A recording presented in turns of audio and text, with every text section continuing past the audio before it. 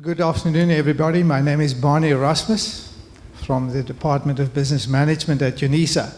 I'm very fortunate to have had two presentations referring to UNISA already, and you do have the context of the university. Specifically, my focus would be on the information and communication technology skills in higher education, and this specifically now for UNISA. We refer to that as ICT skills. Right, I think it's common knowledge that we all are in this new world of technology, changing technology, and the disruption technology will bring about within the context of what we do and how we do that. Briefly, third wave of the IT-driven disruptions, which will eventually bring about cheaper, faster, and stronger internet, will grow to a giant global network connecting people, system, products, and machines.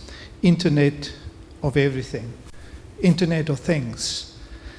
That is what we need to look at if we look to 2020, 2030. Key trends for higher education. This innovation and imperatives will mean that universities, more specifically distance education universities, will have to reassess how the online, the internet usage in the delivery of study materials specifically and support systems are going to be influenced.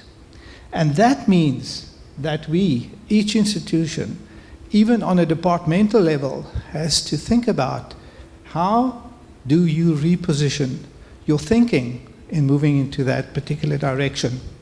Context, I don't have to tell you more about that.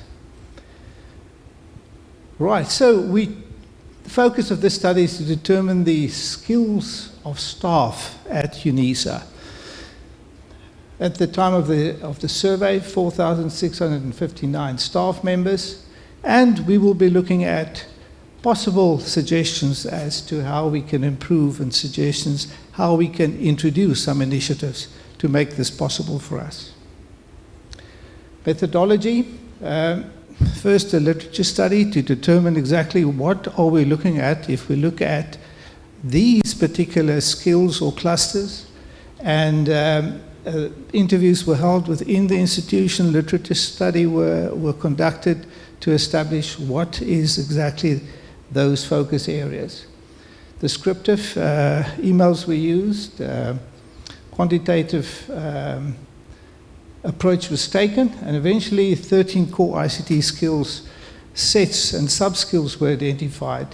And in the questionnaire, the respondents were asked to identify if they indicate one, they've got no experience in that particular cluster, and then obviously if they score themselves a 5, they're an expert.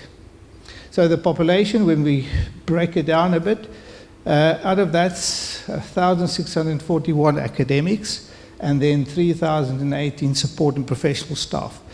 For an institution like a distance education institution, it's imperative that you do have a support base to provide services for the delivery of then what we are now, purely a print-based, endeavoring to be a blended. We try our best to be that, and in the process, the aim of the game, future focus areas would be then online delivery. The findings, we looked at the findings and said to ourselves, for those who scored themselves below 2.6, urgent interventions were required. Between 2.61 and 3.28, development interventions, which could vary, and then between 3.30 and 3.99, refresher training. So what we found further on, and this is just to highlight a few things, those are the generic summarized scores. You'll see that those indicated in red were the lowest scored by staff themselves. Multimedia usage, manipulation, spreadsheets, and then you go around, down right to the end, where everybody says, I'm about an expert in using emails. So interesting, the one that I would like to focus on is teaching and learning and research. For an academic perspective, that is quite the important part that you need to master eventually. But if you look at these other required minimum skills requirements to participate in this whole exercise, and I think for this purpose, those were included. Now, if you look at that big picture, you'll find that if you look at the results, you would say, well, all these colleagues we surveyed, according to their own perception, they don't need any particular urgent interventions. They think they're doing the right thing. But as soon as you start analyzing and you look at various categories, which I will touch on just now, if you look the difference between academic and administrative employees, there were significant differences in the 95% level between academics and administrative staff. Academics indicated that they were more proficient than admin staff. But if you look at the areas specifically, I'll highlight it right in the middle there. Operating systems, networks, office productivity, word processing, etc. Interesting then, multimedia, mobile devices, teaching, and learning and research. So obviously, if the academics feel that they've got a far better proficiency, one would want to see that in the teaching and learning and research, that should be so. So it's confirmed somehow. But it does not mean that the rest of the staff, because there are certain groupings within the university which to my mind, one can say, should possess more and far better profiled ICT skills than academics. But that is later, one can look at that later. Occupation levels, interesting. Senior management display higher levels of ICT competence, except in teaching and learning research. Hopefully they acknowledge at least there's something that they can't do. This particular group then, eventually, if one looks at the details and you look at that list of core skills, obviously it's acknowledged that they would not be focusing on those particular issues, teaching and learning and research specifically. Mid-management reported higher skills level than skilled technical and academically qualified workers. So you look at the three main areas. Disappointing that the academics do see themselves, not that they are measured or asked to measure themselves against somebody, but merely if you analyze this, that is where they are rated at. Look at the age and gender. Significant differences between age groups with regard to all skills categories except teaching and learning and research, where the older groups registered almost identical skills levels. Well, we can talk about what that means.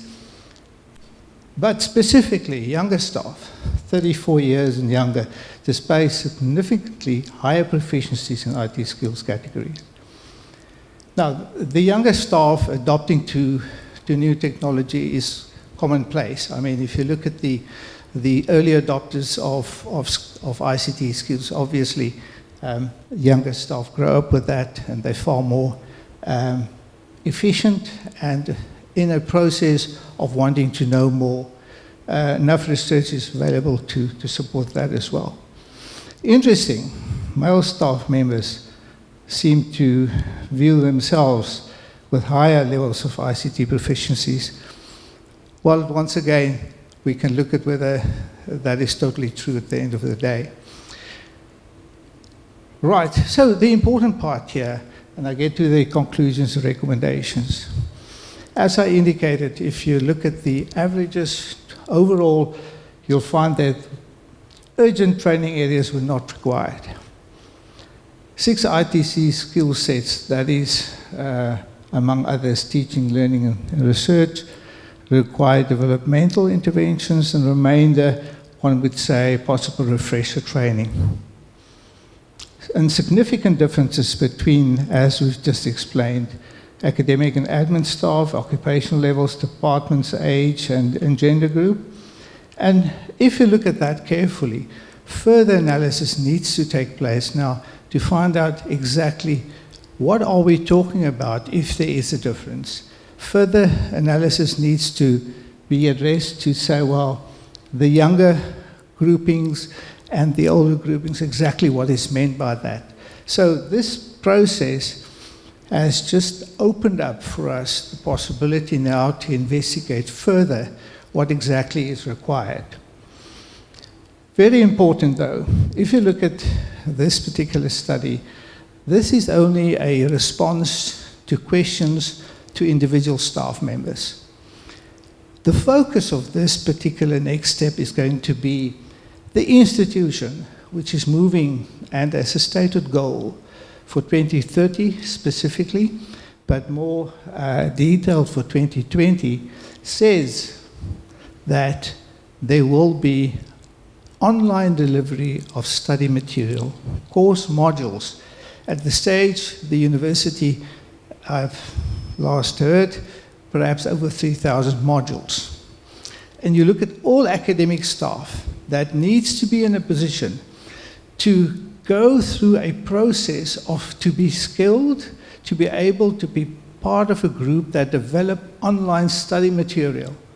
And by 2020, certain products needs to be delivered. The crucial issue is here, what has been reported is not necessarily accurate.